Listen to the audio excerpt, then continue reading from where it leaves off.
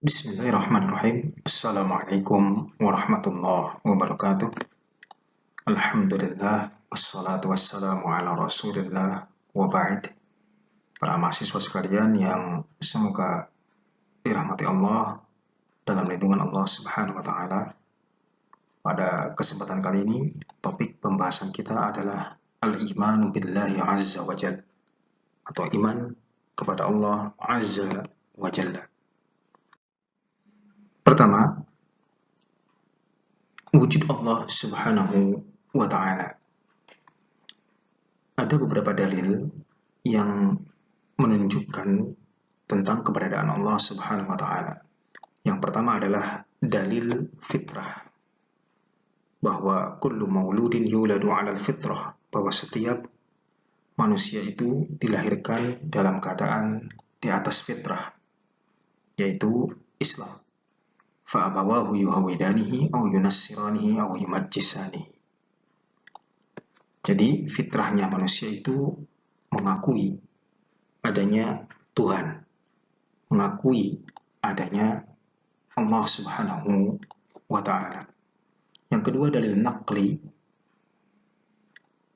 di antaranya adalah yang pertama, Allah adalah al-awwal wal akhir di surat Ar-Rahman ayat 26.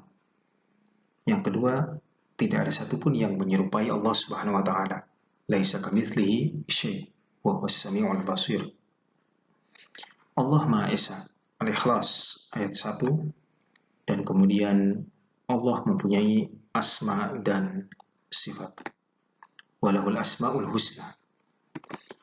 Yang ketiga ada dalil akli, yaitu Quran Surat Al-Mu'minun ayat 47. Ada beberapa konun atau teori untuk membuktikan adanya Allah Ta'ala. Yang pertama, ada konun al-illat, bahwa segala sesuatu itu ada sebabnya. Yang kedua, konun al-wujub, yang mengadakan sesuatu wajib ada. Yang mengadakan sebuah smartphone pasti ada. Yang membuat sebuah laptop pasti ada orangnya gitu, yang membuatnya. Itu konun al-wujub. Konun al-huduth, yang mengadakan yang baru haruslah qadim. Tentunya yang membuat sebuah handphone itu ada lebih dulu dibanding handphone itu kan itu. Kemudian yang keempat, konun an-nizam, keteraturan alam pasti ada yang mengatur. Ya, alam semesta dengan segala isinya, dengan segala keteraturannya, matahari terbit di barat, terbit di timur, kemudian tenggelam di barat, ya, dan lain sebagainya, itu semua pasti ada yang mengatur. Selanjutnya, tauhidullah Subhanahu wa taala. Ada tiga tauhidullah, yaitu tauhid rububiyah, tauhid uluhiyah, dan tauhid asma wa sifat. Apa itu tauhid rububiyah? Yaitu mengimani Allah Subhanahu wa taala sebagai satu-satunya Rabb. Kemudian tauhid uluhiyah, mengimani Allah taala sebagai satu-satunya ilah. Dan tauhid asma wa sifat, mengimani bahwa Allah taala memiliki nama-nama dan sifat-sifat sebagaimana yang telah Allah sebutkan dalam kitabnya Al-Quran, dan juga Nabi kita Muhammad SAW sebutkan dalam hadis-hadisnya. Kemudian ada pembagian lain dari tauhid, yaitu tauhid rububiyah, tauhid mulkiyah, dan tauhid ilahiyah. Apa itu tauhid rububiyah? Yaitu mengimani bahwa Allah Subhanahu wa taala sebagai satu-satunya Rabb, ya. Alhamdulillahi Rabbil Alamin. Segala puji bagi Allah, Rabb semesta alam. Ini tauhid rububiyah. Kemudian tauhid mulkiyah, mengimani bahwa Allah Ta'ala sebagai satu-satunya malik, ya, satu-satunya raja atau yang memiliki. Kemudian tauhid ilahiyah, yaitu mengimani bahwa Allah Ta'ala sebagai satu-satunya ilah, ya, satu-satunya Tuhan yang wajib disembah. Nah, terkait dengan tauhid rububiyah, kata Rabb sendiri itu memang secara etimologis itu berarti menumbuhkan, mengembangkan, mendidik, memelihara, menanggung, mengumpulkan, mempersiapkan, dan lain-lain.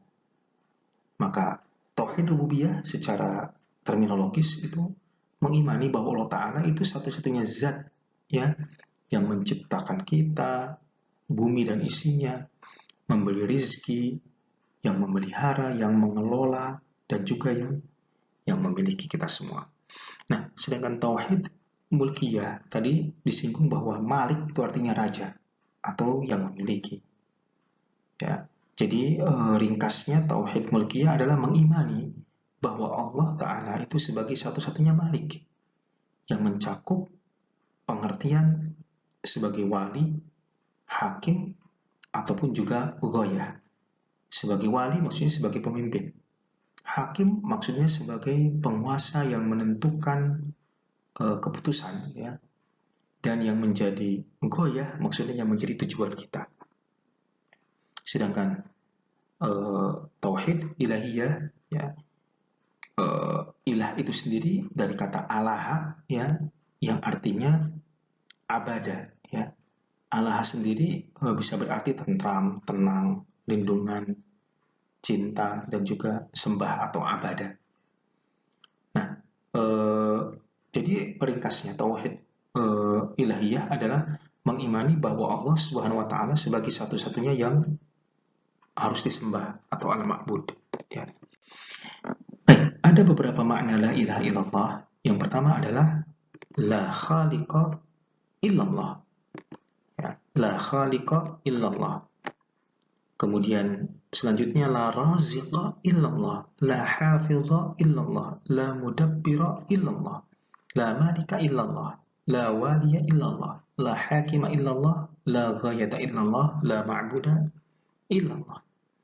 Nah, la ilaha illallah ini ada dua komponen penting, yaitu la ilaha ini dalam bentuk nafyu dan illallah dalam bentuk isbat. La ilaha berarti ini meniadakan ilah. Ya, siapapun itu, kemudian jangan berhenti di situ.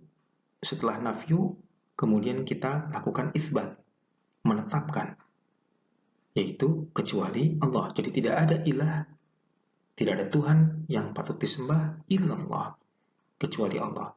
Tidak ada pencipta kecuali Allah. Tidak ada pemberi rizki kecuali Allah. Tidak ada pelindung kecuali Allah. Tidak ada pengatur kecuali Allah. Tidak ada raja atau yang memiliki kecuali Allah. Tidak ada pemimpin kecuali Allah. Ya. Tidak ada hakim kecuali Allah. Tidak ada yang menjadi tujuan kecuali Allah. Dan tidak ada yang disembah kecuali Allah. Nah, ada beberapa pembatal dua kalimat syahadat. Di antaranya adalah asyirku billah atau syirik kepada Allah. Yang kedua, orang yang membuat perantara antara dirinya dengan Allah. Ya. Jadi berdoa misalnya, memohon syafaat, ya, serta juga bertawakal kepada mereka. Itu berarti membuat perantara antara dirinya dengan Allah Subhanahu wa taala. Yang ketiga, tidak mengkafirkan orang-orang musyrik atau meragukan kekafiran mereka dan membenarkan pendapat mereka. Yang keempat, meyakini adanya petunjuk yang lebih sempurna dari sunnah Nabi Shallallahu Alaihi Wasallam. Kemudian juga yang kelima, menghina Islam. Ya.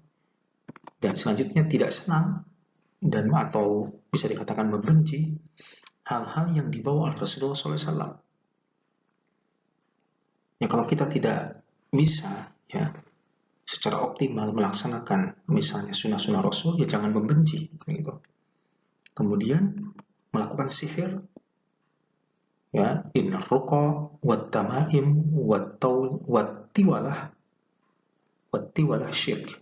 Sesungguhnya jambi, jimat, tilawah atau pelet adalah perbuatan syirik. Ya.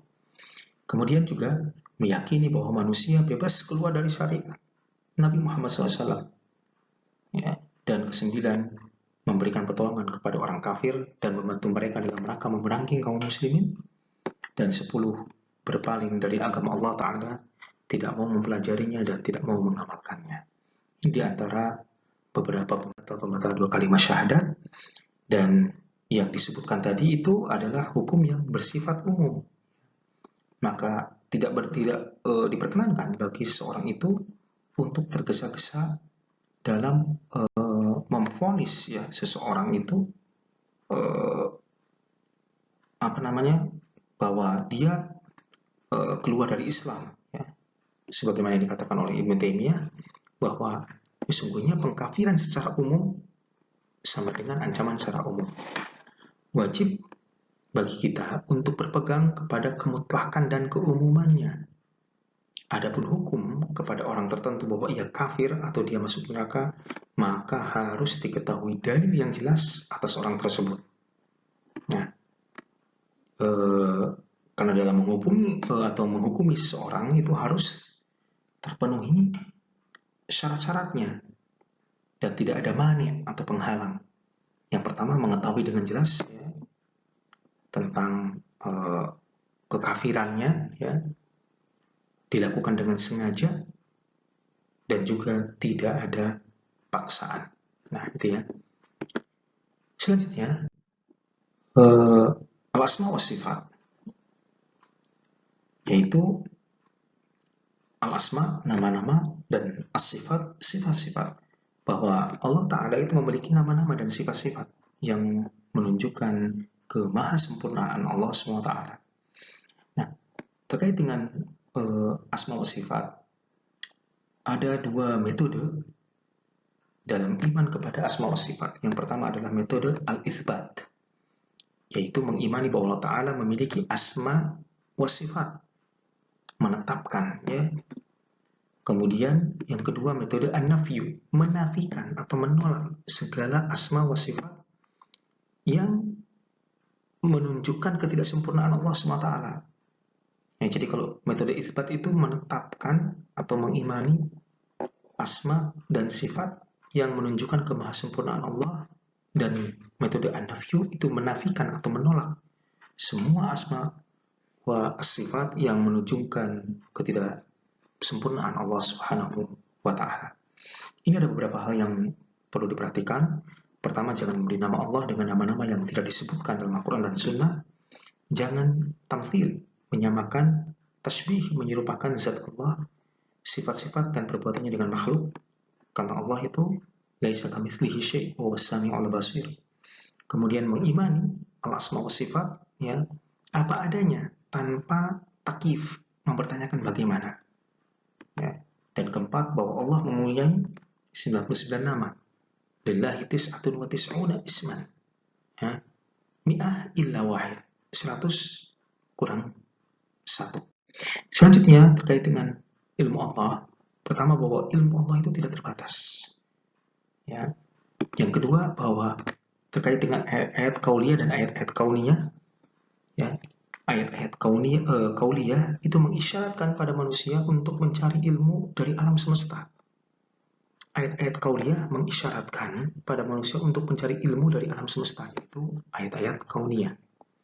Maka kita ya harus berusaha untuk membaca, mempelajari, merenungkan, kemudian mengambil kesimpulan-kesimpulan. Ya. Iqra bismi rabbikal ladzi khalaq, khalaqal insana min 'alaq, khalaqal insana min 'alaq. Baik, kemudian terkait dengan ilmu Allah Subhanahu wa Ta'ala, bahwa ada konsep kebenaran ilmu, bahwa wahyu yaitu Al-Quran dan As-Sunnah memiliki nilai kebenaran mutlak, al-haqiqah al-mutlaqah. Kenapa? Karena langsung berasal dari Allah Subhanahu wa Ta'ala.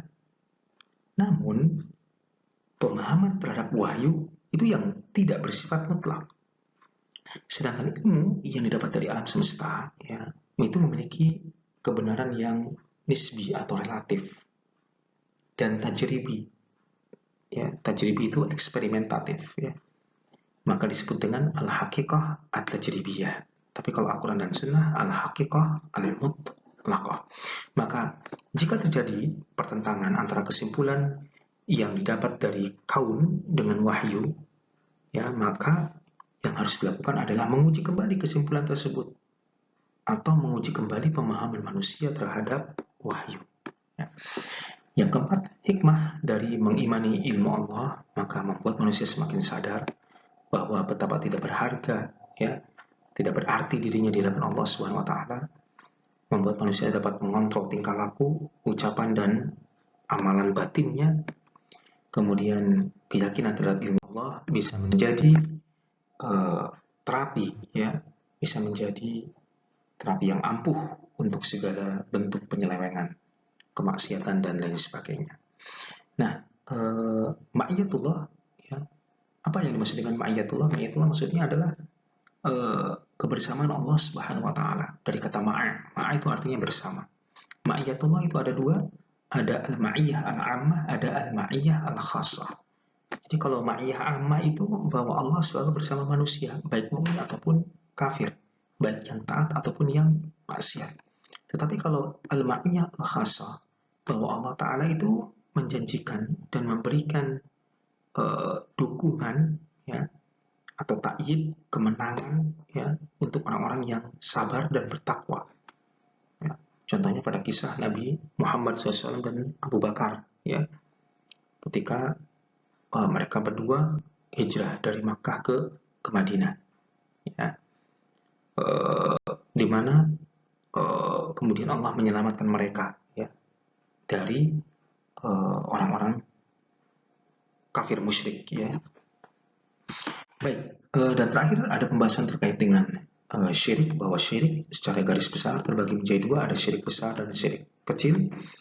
Untuk syirik besar, ya, menjadikan bagi Allah sekutu yang ia berdoa kepadanya seperti berdoa kepada Allah, takut, harap, dan cinta kepadanya seperti kepada Allah, dan melakukan ibadah kepadanya seperti ibadah kepada Allah. Ini syirik besar, ya.